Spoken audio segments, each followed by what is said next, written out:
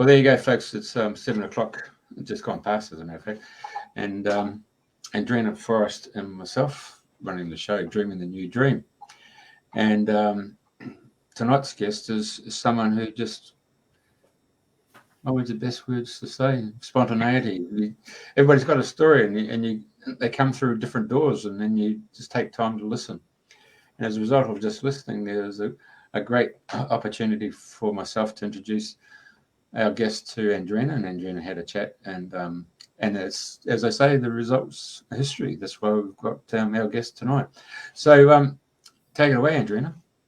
Yeah. Hi, everybody, and welcome. And if you're listening to Dreaming the New Dream anywhere in the world or listening to the replay, welcome. And today is the 29th of September. We're just heading to the last couple of days of this month.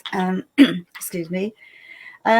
Today, I have great pleasure to introduce Phil Linden, which the connection came through Jeff and business. So thank you, Jeffrey, for introducing Phil.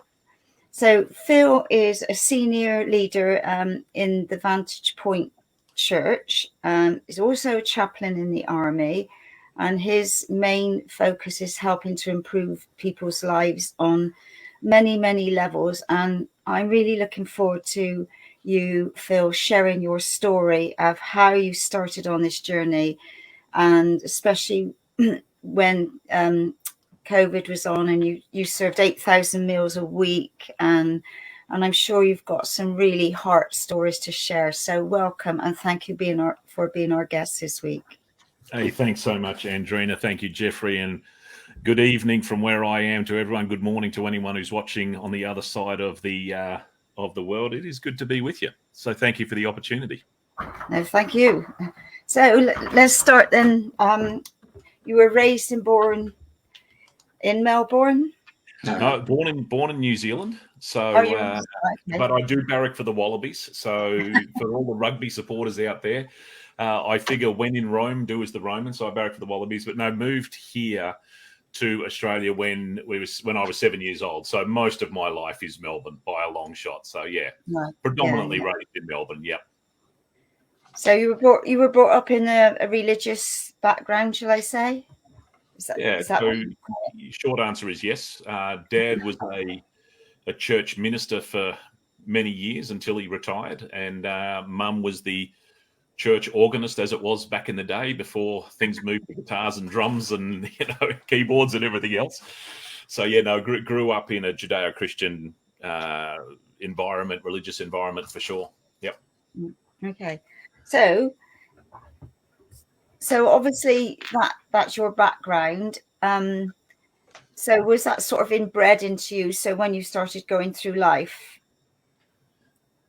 Yeah, I think like anything, we all come to an existential crossroads at some point where what we have heard, what we've grown up believing, what we've understood to be truth or otherwise, you have to actually engraft it and kind of work it out in your own self. And so I think that certainly growing up in that, it does inform the view. It does have an impact on our view. I mean, our family of origin always has an impact on our worldview. But there also comes a point in time where you reach your own reckoning. And I would say that was in my early 20s when I was very, very heavily invested in the business world. So my background, actually, Andrena, is my degree is in economics and marketing. My background is a Bachelor of Business. I had, at one point, I think it was 500 staff, a turnover of $40 million, and I was in my early 20s. And it was just one of those moments where I'd start work at 6 o'clock, finish at 10 o'clock, and, you kind of sit there and go, is this really what life's meant to be?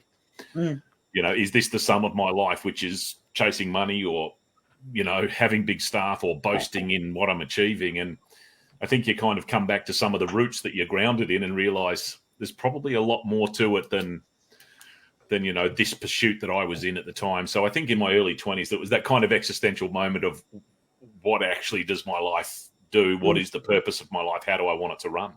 So I think we all come to that crossroad at some point for ourselves, even though our upbringing is something. So So you're going to have to guide me more than I'm guiding you, I think, with this, because your journey is very different in the fact that what you're doing to help people's lives now. And so I know you've got some real heart stories to share. So so when you were 22 or onwards, how did you give up what you were doing then to working along to what you've come to where you are now to this day, in this moment?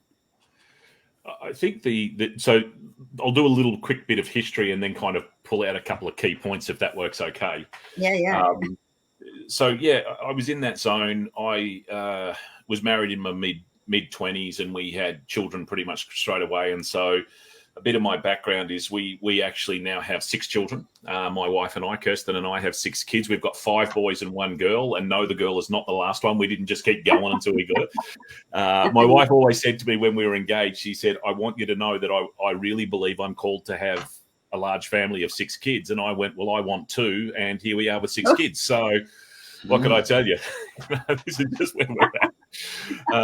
And people say you must really love kids, and I go, no, I really love my wife. But that aside, I love it. that aside, I think it was kind of in my mid 20s where, again, I was in the pursuit of the business world. I had my own business. I was doing those sorts of things, and I think by the time I'd hit 30, there's just you just realise that your life becomes one big pressure cooker of trying to please people, trying to earn enough money, all that sort of stuff. And I had an opportunity come up to actually join a not-for-profit as a in a microfinance arena. And so it was about the age of 30 where, I'd always had a faith and was involved, but I started working in a not-for-profit with poor people or the disadvantaged or the disenfranchised in developing nations such as India and Indonesia and so on. And, there's so many stories that I could share just of that space alone of working in the not-for-profit sector, which I did for a few years. And I just think it reshapes your worldview when you actually see that the world is bigger than what you perceive it to be in your kind of narrow band, where the world has a lot more challenge, a lot more trauma, a lot more resilience than perhaps we often realize it does, because our frame of reference can be very narrowly banded. And so, I did a lot of work for a couple of years in the developing nations. That kind of set me on a new journey, and I guess a new enlightenment about what I believe I was built for. There was one particular occasion, if you're okay for me to share a story, there was one particular occasion where we were doing some microfinance work in Kolkata in India. And, I had the privilege to actually walk through the sex trade district of Sonagachi, which is in Kolkata. And as I was walking through that area with one of the guys that was working there, I met some of these extraordinary women who had been sold into slavery from young. And so we spent time talking with them and working with them and just hearing their stories. Because, you said before, everyone's got a story. And I remember on one occasion, it was about 30 degrees and they were all huddled around a little fire, because in Sonagachi, 30s are probably a little cool. Huddled around a little fire. There was a small group of about 10 or 12 women who would sell themselves. And again, I don't need to go into the details because I'm not sure your audience. But in that space, the situation had certainly hurt, but they were some of the most generous, beautiful, spirited people I think I'd ever met, Andrena. It's quite extraordinary that they had nothing, and their life was slavery since a child and abuse but yet there was some intrinsic beauty of humanity that those moments where we have such a Western mindset that looks at how beauty should be perceived and how we should understand it. And I think it was one of those moments where I really just felt there's something about this and working alongside people, not from a condescending point of view, but from a how do I learn from you and you learn from me? And that sounds really odd because we think we're coming into that environment to show everything and to teach everything and to fix. But I really learned that our efforts in life and anything that has a spiritual basis to it has to have an element of we learn from each other. This is genuine community. And So I'd seen some of the most horrific things with natural eyes. You know, when you see things naturally, they are horrific. They are undoubtedly, and I wouldn't seek for 1 second to diminish the trauma of some of what had happened to these people, to these beautiful women. But I woke up at 3 o'clock the next morning, and when I say woke up, I was tossing and turning, and I just woke up at 3 o'clock and burst into tears and said, you know, God, whatever you want me to do, you just tell me and I'll do it. Like, there's something got to be more than the business pursuit. There's got to be more than the house and there's just more to life than this. And it was a spiritual moment for me of just saying, whatever you want, you just tell me what you want me to do and I'm ready to go. And so I think it was the allowance of being in that position, of being in the position where I could confront my own views of my own savior mentality, my own whatever words you want to use, here comes the hero to fix the situation. It was the opposite. It was, I learned something in that moment, and it's like, all right, what do you want me to do with this? And I really felt the Spirit say, I want you to go to the disempowered, the disenfranchised, and I want you to go to the disabled. So it was this kind of, these are the people that I want you to help, because I want them to understand that that's not how God sees them. Society might see you a certain way, but God doesn't. Yeah. So it was that kind of 3 o'clock in the morning, you might call it a road to Damascus kind of moment where you just pulled up and you go, oh, what actually do I want my life to count for? What is there, that bigger calling and that bigger purpose that sits beyond the pursuit of so much, and as I say, that sits beyond the understanding, which is a very, very, I don't even know what words to put on it. It's almost like it's a condescending reality where we think we're here to fix you. I tell you, boy, did I learn in the not-for-profit sector just not how these things work. It's not how God works, and it's not how community works. It's not how humanity works. So hey, go on, Jeff. There was these 3 Christian fellows who went into Indonesia back in the 70s, I think, or the 80s. And I'm starting to ask myself, were you one of these 3 guys? And they used to go through Indonesia, Borneo, and one of the things they used to do is come to a village and ask the village, what is it you require? And of course, they'd all been taught now to go and get the rice and all that stuff from the rice companies, which was all being modified or had got a higher yield and so forth. But these guys turned around and said, well, have you got anyone from the old days who knows how to harvest the rice itself?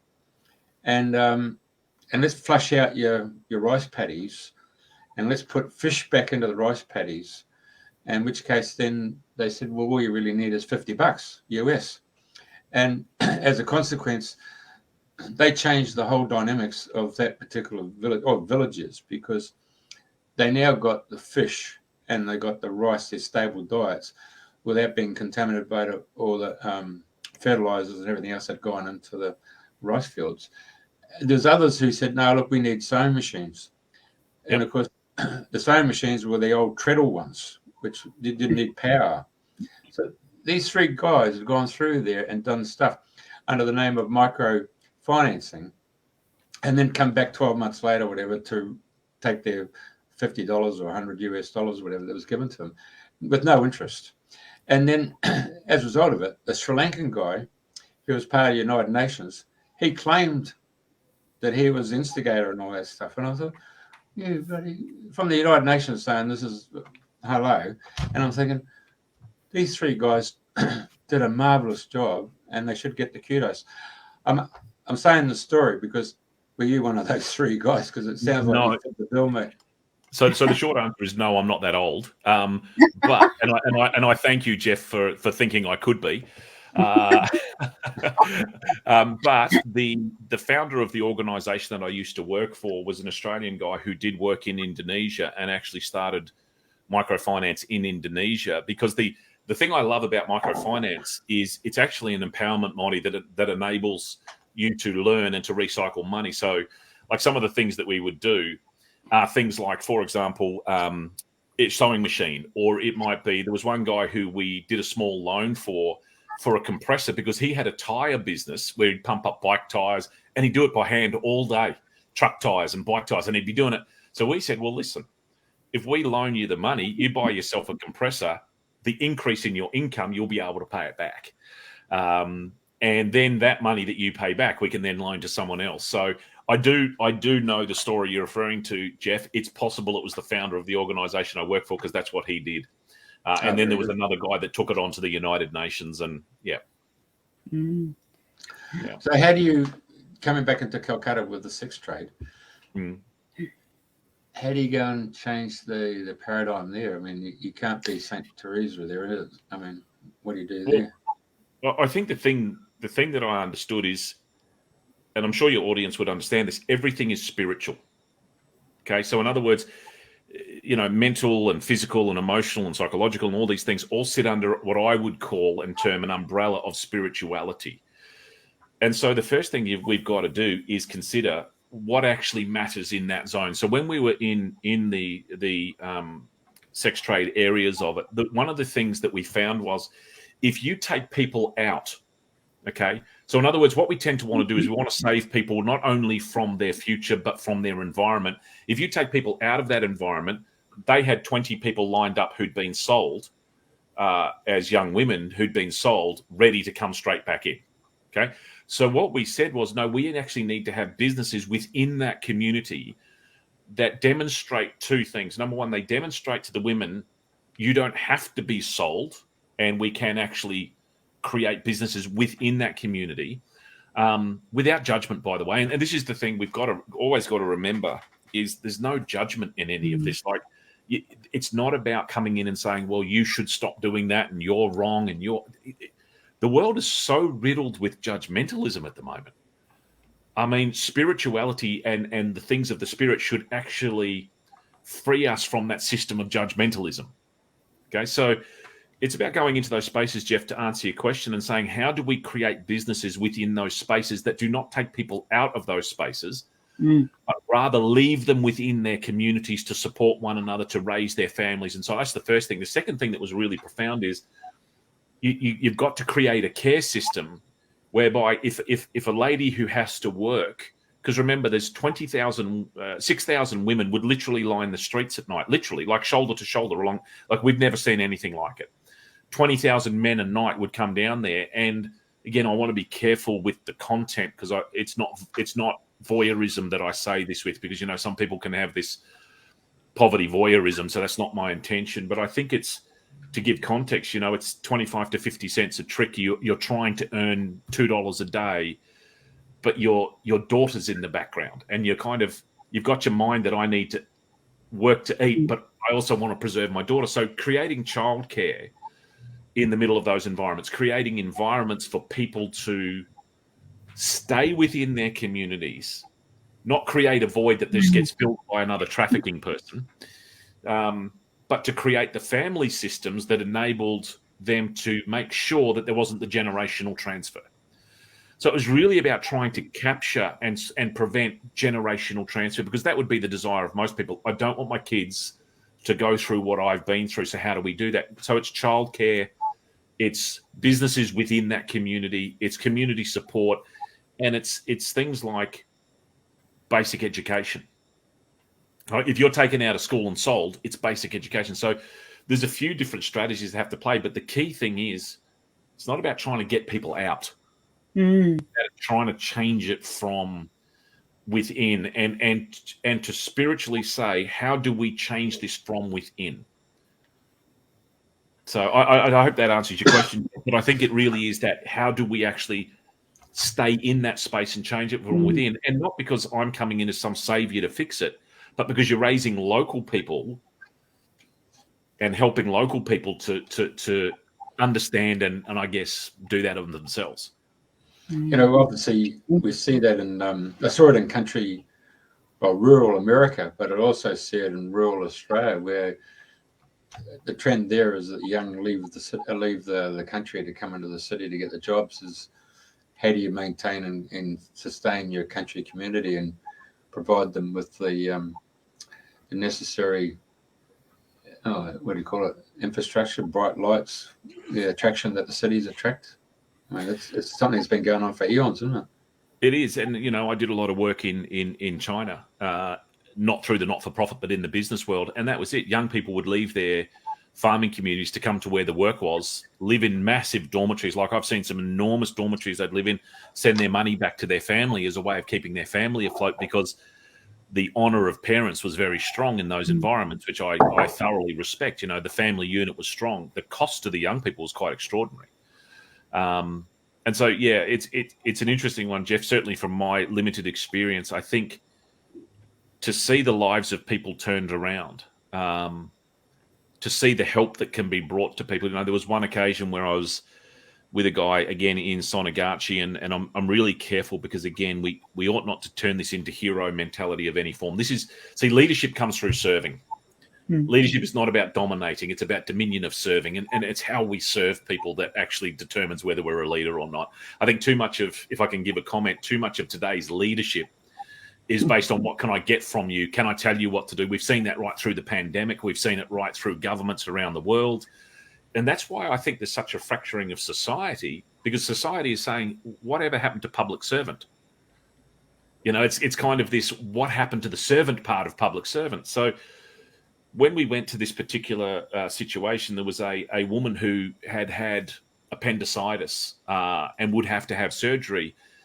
And if we hadn't kind of got alongside her, because she couldn't work, even though she was in the sex trade, she couldn't work because if she worked, she'd be in too much pain. But by not working, she had no money. So she's kind of stuck. And so I think it's those moments where you just say, you know what, the pure humanity and beauty of humanity says, can I just help you in this moment? Right? And then what I want you to do is, when you're better, move it forward. Help somebody else. You don't owe me anything. You don't owe me anything. Just give it forward. Just give it forward. And that to me is servanthood, and that's leadership. And I think that's what the world desperately needs right now. Where are the leaders who serve? You know, and that's a bit of political commentary. Sorry, I'm off on one of my hobby horses, but no, but it's true. It's true. And it's like silly things now. I've noticed in different shops, a cup of coffee, and they'll put, you know, donate a cup of coffee to the next person that hasn't got, or, you know, like shopping, I've seen little notes, if you can afford, or people donate baskets now. You know, there is more and more. There's not enough, but it's a stepping stone. Well, I think what we've realized is that the soul of the world is not government. It's people. You know, and I think that the soul, and this is the part that I think we've just got to come alive to. I think government is really passionate to try and be the soul of everything. But it's not. People are the soul of all of this, you know. And so, you know, I agree with the comment that just came up. We do things, you know, Jesus said it's more blessed to give than to receive, but we do things because it's the right thing to do, not because I'm going to get something in return. No, that's right. Not because I'm going to set up my future. We do it, you know, because this is part of the soul of a community. And I think the community's soul has been zapped. I don't know what the right word is, almost kind of drawn out. The soul's been drawn out because we've turned it into materialism and consumerism and who can get the biggest and who can go the hardest and who can be famous for 15 minutes. I've said to certainly our church and our charity work, I don't care if you never use my name. I don't care. Like, can't be what this is about. It has to be about the work that we are and the purpose that we are here for. And I think that the soul of the world is in a battle at the moment. You know, and I'm not trying to be catastrophic or histrionic, but the soul of the world is in a battle, and I think we've got to recapture where the soul comes from. Definitely. Yeah. And I think with all that's been going on the last couple of years, I mean, there's been a lot of highs and there's been a lot of lows, but I think it's brought so many more people together, sharing, talking and caring. And, you know, you've got to look what's brought the best of people out of this, what has helped people, and there's so much more people talking to the neighbours now and acknowledging each other, and, you know, talking in the shops, whereas before, you know, people were so busy in their own little world that you know, the blinkers were there, but now people are waking up to there's much more going on in this world, and making different choices. Oh, no question. And I think we saw that, like where I'm coming from in Melbourne, the most locked down city in the world. Like it was only 9 months ago that we were in the worst lockdown, just coming out before Christmas. But you know, for all of the pain that was in society, and it was enormous. Like I'll share for a moment, if it's okay, about the work that we did during COVID, for example. For all of the pain that was in that, there was a lot of good that happened in those moments. But that good was not, and again, I'm not anti-government. I'm not giving the government credit for what society did. Right? So there's a nuance here between being anti-government and just not giving credit for what we saw our community do. Some extraordinary things, just some purely extraordinary things. You know, about 7 years ago, there's a beautiful river in beautiful. It's a mud pit, but let's call it beautiful for the purpose of now. The Yarra River in Melbourne, and I was walking along where I live in Warrandyte, and I really felt the Lord speak to me and say, "Would your community miss your church if it closed?" And it's like, of course, you know, we've got music, we've got this, we've got that, and I really felt the Spirit say to me, "I'll ask you again, would your community miss you if you closed?" And I said, "Yeah, we've got youth programs, we've got this." And it was like, you know, when as a parent, you're talking to your kids and they give you the wrong answer the first 2 times, you ask it a third time, but you slow it down. So it's like, would your community miss you if you close? And I said, well, obviously the answer is no. And I really felt the Spirit say, I'm giving you 5 years to reposition it so your community would miss you if you close. Because if churches closed, for example, I think communities just go on. Like, so therefore, I kind of go, well, are we really doing what God called us to do if the community would miss us, if that makes sense? Yeah. So we went on a journey of building food security. If we went on a journey of building disability engagement, which again, I can touch on. How do we include young people with disabilities? How do we create employment opportunities? So we actually really worked hard to understand what actually was going on with our society, what was going on in that space. How do we as a church serve in that space? And so for 5 years, we worked really, really hard. And at the end of 5 years, it was January 2020. And I spoke to the Spirit and I said, okay, ask me again. And it was the same question. And I said, yes, our community would miss us, because we had built a food security program that did the equivalent of 8,000 meals per week. That's amazing. Every week. That's 4.5 ton, 1 kilogram equals 1.8 meals. And so it was around about 8,000 meals per week, every single week into our local community. We built that. We built pathways for young people with disabilities. In fact, I've just told our church and community arm that I want 20 young people with disabilities employed by the end of 2023, because I think our environments of community and church should be really safe employment environments for young people with disabilities. We built mental health. We triaged mental health. We trained all of our team in mental health first aid from a spiritual worldview. And that was January 2020. And then our Prime Minister stands up in February 2020 and says, by the way, there's this thing called a pandemic, which I don't think we've ever heard the word pandemic. Certainly, I'd never heard the word pandemic in my life. And all of a sudden, the pandemic, it's not an endemic, it's not an epidemic, it's a pandemic. I'm like, what does that even mean? And that was the month after 5 years where I've really felt the Spirit say, I'm going to give you 5 years to position things ready for what I need you to do. And I tell you what, we went to work. Like, we worked hard. And we had, without exaggeration, originally the lockdown was 2 weeks in Australia. They used the term a short, sharp lockdown. I almost have PTSD from that moment of a short, sharp lockdown. Kind of makes me jolt a little bit. But what we went into, and again, without making it political, is the most lockdown city for 2 years. We were in and out of lockdown for 2 years. And again, I don't want it to be a political comment, but the damage that did was extraordinary. Like the mental health issues, the ideation issues. Now, I'm not running commentary on that other than, but what I also saw was neighbours who began to take care of themselves institutions like ours who had positioned for this. And so we did 8,000 meals a week. Now, here's the thing.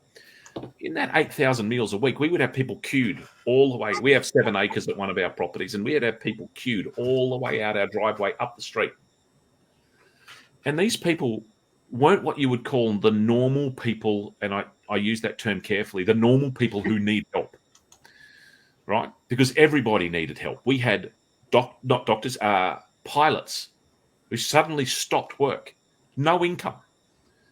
Like, they're not flying anywhere. And they're going, how do I feed my family? I've never been in this position before. I've used up all my savings. How do I? So we had pilots who would be in tears. We had business people, tradespeople. We had people with long-term disabilities who would drive in our driveway just crying. And we would just say, hey, we're here with you. No, we're here. Keep coming back. Keep talking to us. Here's our phone number. Keep ringing us. Every time our blessed Premier stood up and announced, more restrictions or something, our phone would go off the hook. But people just ringing and saying, we just need help. But I saw also a mobilized group of people, and we're not a huge church. We're about 800 to 1,000 people. I saw a mobilized group of people who just went right after it. Like, we literally just went right after it and said, tell us how we can help our community through this moment. And I think that's the ethic of how spiritual things should work. Because spirituality, and in my frame of reference, the things of God, is not a selfish thing. It can't be, otherwise it's no longer genuine. If that makes sense, because if it's about what I can get out of it, it's not genuine. That's not spirituality. That's, I don't call it something else. So what we did is we went into feeding people. We went into triaging seniors who had been locked into their homes. We got technology to a whole lot of seniors so that they could connect with their family, et cetera, et cetera, et cetera. And I'm reminded of the words of Martin Luther, who was a great reformer in church history. And Martin Luther once said, during a pandemic, the Black Plague, he said, you know what, I'll do my best to sanitize, I'll do my best, but if my neighbor is in need, I will go to that person. And I actually read that quote to our church and said, this is where we're at.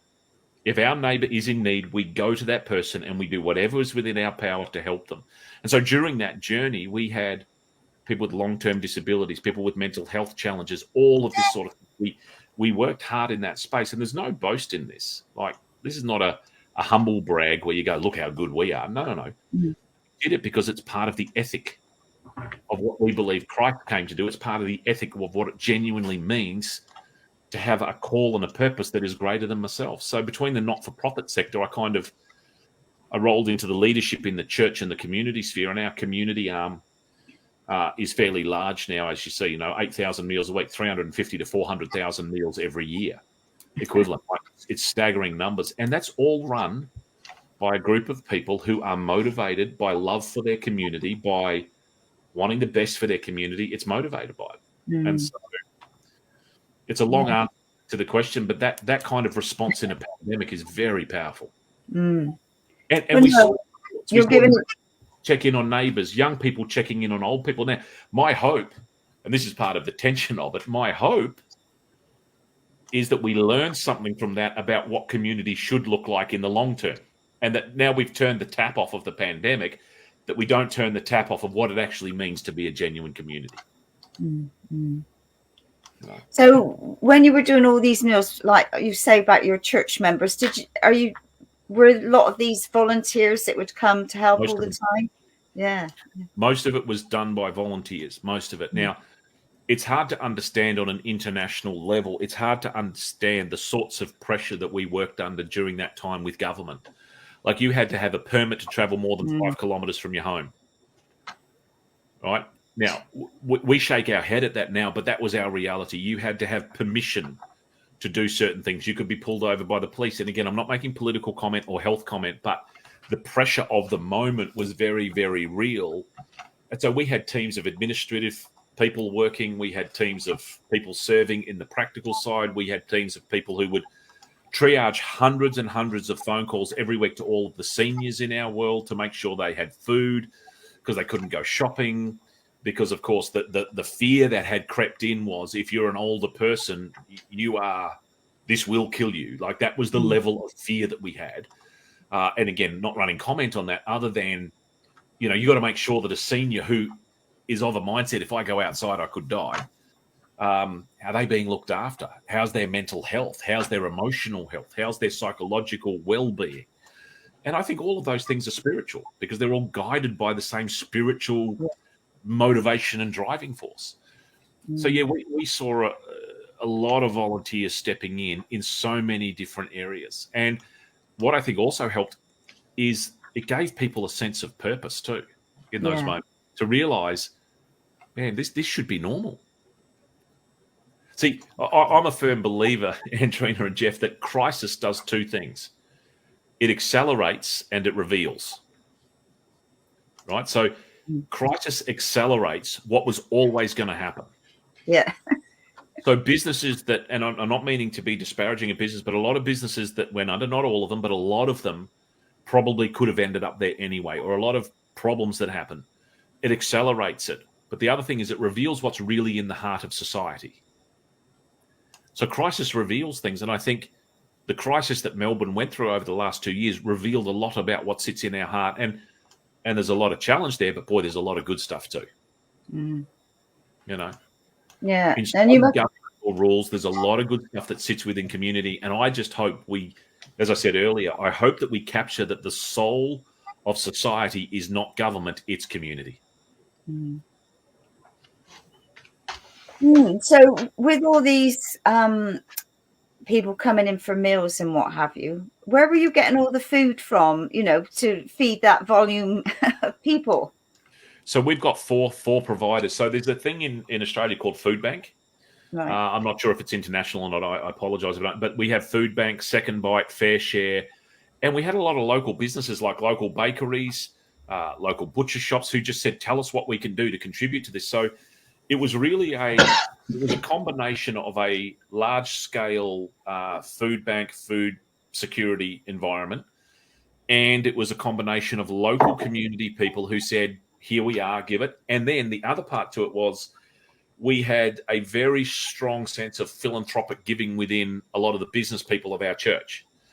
And so a lot of our business people just gave. Like we're talking donations of 50 to 100,000 at a time.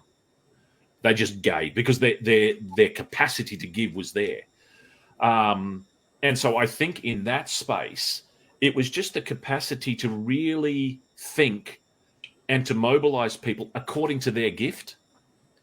So, for example, business people, they have a gift of finance. And we shouldn't be afraid of talking about money. We should say, that's your gift. So what I want you to do is, this is an opportunity for you to move in your gift. We have people who have a mercy gift. Well, then move in your gift. We have people who have a leadership gift. Will move in your gift. And so I think it's that understanding what your gifting is and then channeling that gifting into the moment. And that's really what we saw happen, Andrena. So a lot of it was philanthropic giving from our church people so we could buy stuff. It was Food Bank, Fair Share, Second Bite, all of these organizations that what they do is if something nearly reaches a use-by date, instead of throwing it out, because the food waste around the world is extraordinary. Like we could fix world poverty almost overnight with food waste. I agree, definitely. And there's that old saying that the 7 richest people in our world could fix world hunger overnight. If they chose.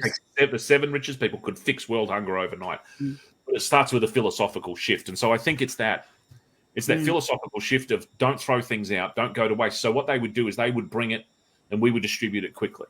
And the team worked very, very hard. And I think it's also part of the heart of our church. Again, if you go back to what I said earlier about the disenfranchised, the disempowered and the disabled, part of it just comes out of, as a leader, my responsibility is not to run the program. My responsibility is to ensure that the culture and the setting is right for the people who are gifted in that space to do what they are called to do. I don't need to micromanage it. I need to create a culture. And so my work during the last couple of years and leading up to it was to create a culture and an environment in which this stuff can thrive. So that when it's put to a test, people are ready to go. Yeah, fabulous. So that would have been run like a military operation. So I know you've got some military background. Would you like to share? I wouldn't overstate it. But I serve as a chaplain in the Defence Force in Australia. I'm a reservist, so it's part-time. But yeah, I wouldn't overstate the military component, but you certainly have to be organised. Like you can't do it if you're not organised and running things well. So yeah, I've got a bit of there because we do a lot. In Australia at the moment, there is a Royal Commission into veteran suicide, and the well-being of veterans and of soldiers and of people who go into that space, I think is particularly important. And so I have a reserve role. Again, I wouldn't overstate it. It's not like I've got a military history where my father was this and my grandfather was this. It was just something I felt called to do. I just think it was something that I felt was important, was because I'll answer it this way, Andrena. I think often in life we can end up in our own little bubble. Yeah. All right. Where everyone believes what I believe. Everyone thinks the way I think. Everyone approaches life with my worldview. So my kids were at the Christian school. I work in a Christian church. My dad was a minister. My father-in-law was a minister. And I think it's really easy to end up in this microcosm that we think is representative of everything.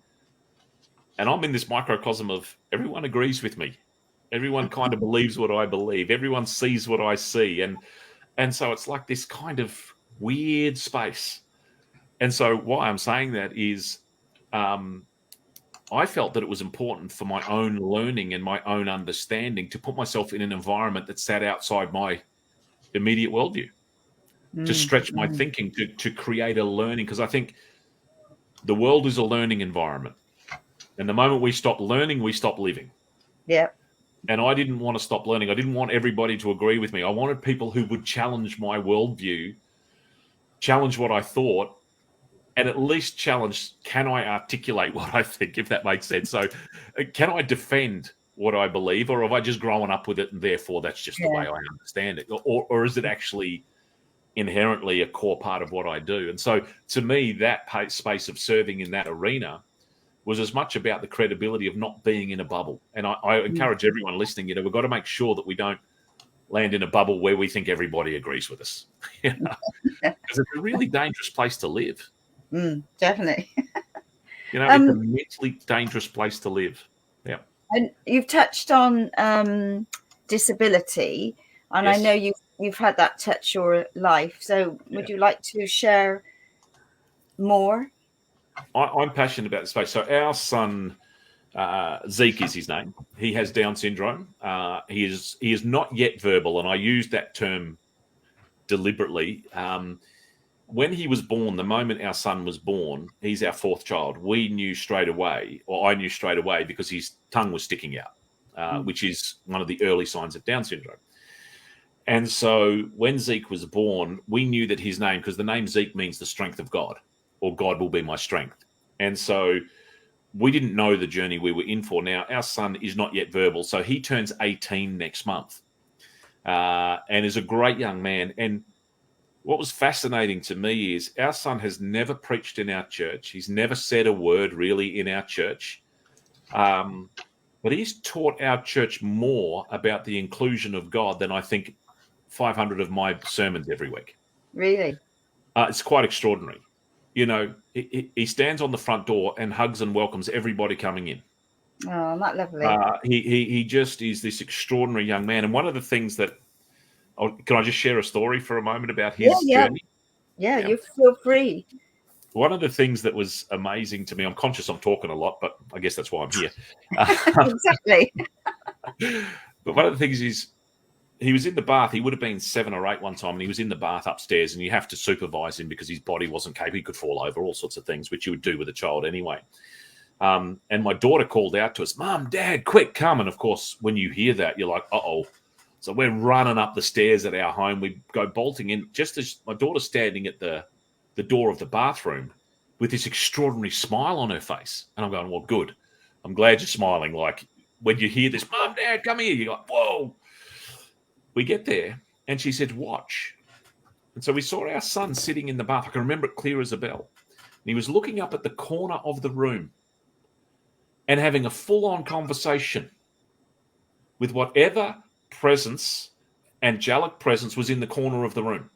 Now, he talks complete, what we would call gibberish, right? So there's no English frame. There's no cognizance of the language. He was literally, it was extraordinary, Andrena. He was literally sitting there, and he would stop. He'd listen for a response, then he'd start speaking again. Then he'd stop, he'd listen for a response, and then he'd start laughing and laughing and laughing and laughing. And then he went into this entire season, which he still does, where he will be lying in bed at night talking. And talking conversation, not just babbling like a kid, but talking conversationally in a language that I don't understand. And I was kind of like, I don't know what to make of that. And I really felt the Spirit say to me, I'm not limited by the English language to connect and communicate with people. I can communicate via angels. I can communicate spiritually. Stop projecting your limitations onto your son with a disability. That the only way that you can engage with him, the only way you could possibly engage with him would be if, I don't know, how would you put it? If you speak in English, you say these 5 things, you do these 3 things, you run these rituals. What I really felt God showed me is I'm not limited to connect with people with disabilities. I don't need the English language. There is a spiritual reality here, and I will talk to him in a way that your limitations of your cognizant ability, and I use that genuinely. Like, I think sometimes we think we've got it all together, and a person with a disability doesn't. You know, I can articulate things, and my son's never spoken. Yeah, but he's had an engagement with God that I will never have. Yeah. And when you were sharing, when you started to say the conversation, I had tingles going up and down my spine then. So I knew what you were going to say. Like Andrew's written a comment, I love Down syndromers, such beautiful hearts. Yep. Phil, I own a disability provider company in Brisbane and would be great to connect. Love to connect with you, Andrew. Yeah, so we'll sort that out after. Yeah. Oh, that's lovely, Andrew. Well done. Yeah. But yeah, no, as soon as you said, I knew. I thought, gosh, I knew what you were going to say, and that is so beautiful because we, in the past we've been like, you have to do it this way, but now the world's your oyster, and there's so many different opportunities of doing things differently, as long as you're coming from your heart. Yeah, and I think the profundity of how profound it is for young people with disabilities. So we actually have a program in our church of engaging young people with disabilities because their parents can't bring them to church. Like if you've got a young person with autism, how do you do it? Or how do you come into the community space? How do you include? But I think because we have Zeke, it's given me an understanding that perhaps I would have got another way, or perhaps I would have never understood. Yeah. Because here's the thing. So let me tell this. My father is blind. And went blind quite young. My brother, a number of years ago, was hit by a car and has a brain injury, is in a wheelchair. And my son has Down syndrome, right? And so what people don't understand is I don't regard them according to their ability or disability. They're my family. So when they come to the table, it's not blind dad, it's dad. It's not brain injured Paul, it's Paul. It's not Down syndrome Zeke, it's Zeke. Yeah. My way of connecting, so I might have to help my dad do certain things because he can't see, and I might have to help my brother, or I might have to help my son. Like I would have to cut my son's food up because he's not quite dexterous enough to do it. But we've got to get away from this mindset that says we see people through the filter of a temporary moment called Earth, right? and we don't think of things in the scheme of eternity, because there is an eternity that transcends this existence. There is a spiritual realm that transcends the existence. And I think we're so limited by the 5 senses that we then regard people that way. Does that make sense? So in other words, it's my blind. It's not my blind dad. He's my dad. Yeah, yeah. He's not blind dad. He's dad. Dad, your family, you're at the table. And that's what it means when we talk about inclusion, that we don't see according to the 5 senses or the limitations. We don't see people that way. How do we see them? They're family. We're all one family. Come to the table. Now, the way I interact with you will have a little bit of difference. Like I'll cut his food up or help him, but come to the table. Like, disability is a large part of our world. And so I've spoken at conferences around the world and in Australia on how do we see people who have disabilities. And as I said, we want to employ 20 young people by the end of next year. 20 young people with disability. We have a young lady with not cystic fibrosis. Sorry, it's just gone out of my head. Anyway, with a form of disability, it's just completely gone out of my head. Anyway, I was talking to her dad, and I said, "Mate, tell me about your family." He said, "Oh, I've got my daughter, and this is what she does, and she's been trying to find work everywhere." And I said, "Send her to us. We'll start her with one shift a week." Cerebral palsy. There you go. We'll start her with one shift a week.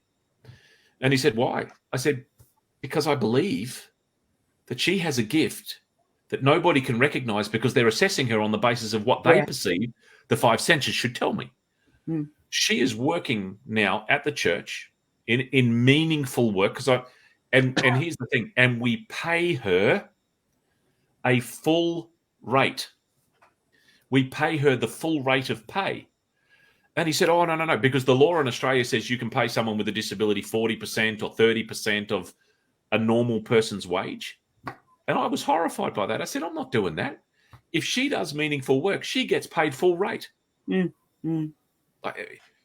You see, because it's all the subtleties too. What we're saying to a person with disability is you're worth 30% of what somebody else is worth. Your work has the value of 50%. But what we're missing is, what does she bring to the table? She brings to the table joy. She brings to the table work. She brings to the table so much more than this limited view of product output. Mm. So I'm passionate about this space because I think God's inclusion of all humanity in his divine plan cannot exclude people groups. It can't exclude them on race. It can't exclude them on gender. It can't exclude them on disability. Because if God's ultimate plan is the inclusion of all humanity, surely I'm meant to do that. Mm.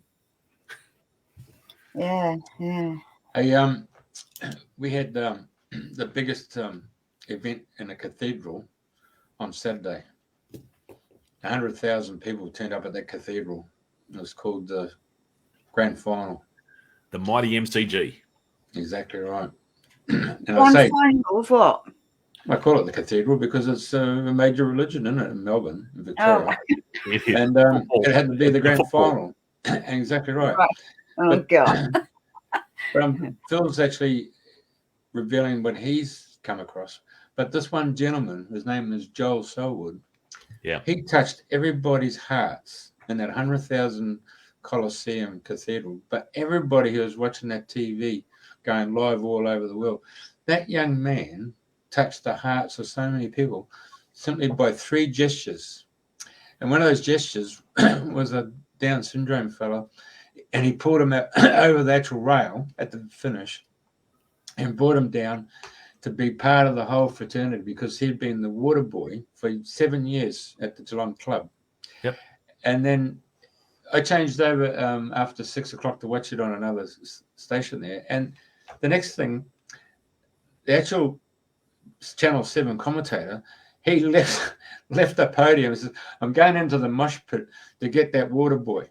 And they brought the water boy back up to be interviewed. And the heart that this young fella had for Joel was just immense. And I said, he did 3 things. That was one of them. It was just amazing. The second one is he took one of the legends of the Geelong Football Club, a guy called Gary Ablett, whose son has a very precocious illness. And he grabbed him and took him onto the field to go through the banner to say, this is something that you can highlight in your life. And the other turning point was in receiving the actual grand final medal when he stepped up and the young guy from the Auskick came to give him the medal and put it around his head and he put the cap on it. But he actually gave him his football boots and then he turned the guy around and said, "Look into the camera," and then wave. That guy has built a community spirit in Geelong, in the city of Geelong, and I reckon everybody who's watching it felt it in their heart that they could do the same thing that Joel did. And I have to say, when I was watching that, I had a tear in that. I actually thought he was very similar, the male version of Princess Di when she was, her funeral concert went down and everybody's throwing flowers onto it. That guy, he's just a living, bloody, amazing gentleman. He's just a humanitarian. It was just so touching. Yeah. Oh, it was beautiful. I know the point you're talking, because the young guy with Down syndrome is part of their management team who does, again, the water boy and the towels and all that sort of stuff, but they treated him as an equal. So when they got him over the fence, they said, come on the ground. You should see the look on his face. It was like, I get to run on the ground. And one of the players put his premiership medal around his neck and let him have a run, because what they were saying is, you are included. Yeah. This is your victory. This is not just our victory. It's your victory. It was a really profound moment. You're right, Jeff. And it was at the front of the public, as opposed to something that's unseen. So, you know, the gestures that you've done may be unseen, but except for the family members and those members of your church and your faculty. But Joel was really the minister of the day. Yeah, it was brilliant. It's brilliant. Wonderful. Wow. Well, we're not running out of time, but we're coming near the end of time, if you like, of the show. So is there anything else that you would like to share with our listeners today? In any other stories or any words of comfort, and I can see a little Robin looking at me on the fence here, and his little head's going up and down. So is there anything you'd like to finish up on? Yeah, I just think perhaps an encouragement of one more story, if I can. Our youngest son, Judah, when he was very young, contracted an infection that landed him in hospital. And I basically rushed him into hospital, and it was one of those scenes out of a movie. He was only 3 months old. It was one of those scenes out of a movie, but all of a sudden, doctors working everywhere and tubes, and it was a very confronting thing. And I felt myself kind of pinned up against the wall, watching almost this out-of-body experience, watching my son in this extraordinarily traumatic moment. It was something that's very hard to actually describe. And he went through, we were called and told he just needed a little operation, which, fixed, but it caused a sepsis within his system, like a blood infection. We were told probably 4 times over that journey that he would not live, that he would likely die. And I would remember getting calls to come in at night time to say goodbye and all this sort of stuff. But one of the things that was really important is, as a 3-month-old, I got one of the old iPods. And I put some music into it, because the external environment was bells and whistles and machines, and I didn't want that getting into his spirit. I didn't want that being what was feeding him, as it were. And so one of the things that we did is we actually got these tiny little headphones and put them on him while he was lying. And again, without getting too graphic about it, basically he had his stomach hanging in a bag, and it was extraordinary.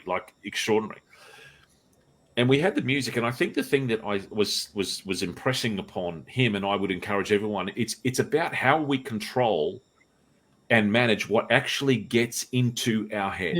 What do we allow in? Because often we find ourselves in these circumstances where it's just noise, and so much noise, the noise of government, or the noise of this, or the noise of that.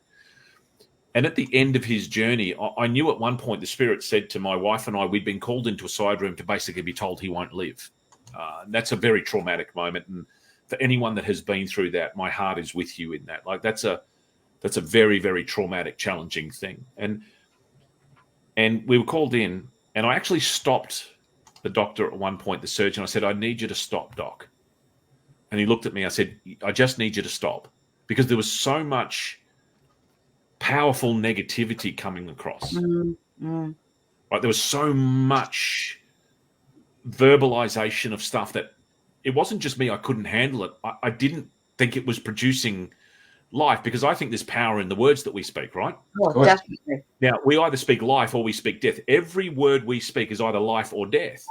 And I just found these words were just like little packets of death coming across the couch at us. So I stopped him, and I turned to my wife, and my wife said to me, he'll live. And I said, yeah, I know. I felt the Spirit speak to me, and spoke to both of us and said he'll live.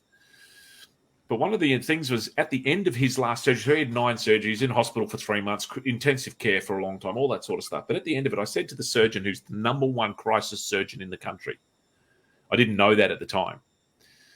And I said to him, on a scale of 1 to 10, 1 being minor procedure, 10 being there must be a divine intervention for our son to be alive. I said, I want you to tell me, where is it? And he goes, it's 8. He said, but if I'm being truthful, it's 10. There must be some form of divine intervention. There must be something more that intervened in this moment. He said, because from our perspective, we do not understand why your son is alive. Now, I know that's not everybody's journey. We do lose people. I understand that. I've lost very close friends to me. But the purpose of sharing that story as an encouragement to people is surround yourself and feed on the things that brings a spirit of life, that bring a spirit of encouragement. And we've just got to always be aware of what messages am I letting get into my head and into my heart, and what am I allowing to get in? And I really felt for our son, we had to, because he couldn't do it, we had to protect him from all of the machines and all of the comments and all of the tears. We had to protect him. And to this day, he is an extraordinary he's 13, he's an extraordinary musician, has a love for music, and I think it was part of that protective that built something within him. It is one of the most positive, encouraging kids you could ever meet. So I want to encourage, if you're going through a tough time, there's that old saying, if you're going through hell, don't stop. Yeah. Right? Yeah. We have moments where we go through hell on earth. And if anyone's listening or watching and you're going through a hard time, can I encourage you? And I'm not being flippant with the pain. I'm not being dismissive of the challenge. I'm not being anything other than, let me encourage you, feed on the stuff that's going to build you. Feed on the stuff that's going to speak life, because there's so much life and death in the way we speak. So feed on the stuff that's going to be life. And, I think it can help. So my encouragement to everyone is, as a community, you are the soul. It's not government. You are the soul of your community. You are the soul of your world. You are the ones who speak life. And the way we speak life is, what do we build up that's coming in? So can I just encourage everybody and finish on this thought? Know what you're feeding on. Know what is nourishing your spiritual walk. Know what is nourishing your soul, and guard it. Guard it fiercely. Fiercely guard that subconscious perspective, because it's out of the subconscious that we speak. Jesus said, out of the heart, the mouth speaks. And it's out of that place within us that we speak. So I want to encourage everyone, get around people that build you. Get around people that encourage you, like this. Like this is an encouragement for people.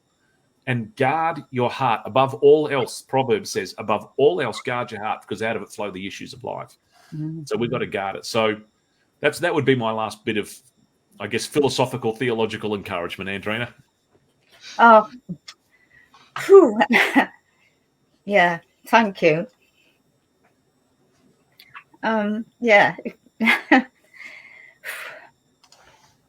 Yeah, well, I don't know what to say here in a minute. I got to compose myself. Profound words and wisdom, and it's been an absolute delight for you to share. And keep on doing what you're doing. It's wonderful. Thank you. Oh, it's such an honor to talk with both of you and with your audience. And, the greatest amongst you is the servant of all. So I'm pleased to be able to, in a small way, serve and encourage all of you. So bless you all. Thank you. Yeah,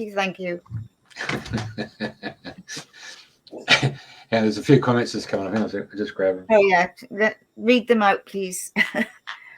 Andrew, meaningful show. Wish Phil and his community goals bear fruit. Marlene, beautifully said. And Rhonda says, thank you very much. Yeah. And that's exactly right, mate. All right. Thank you, Phil. All the best. God bless. Thank you.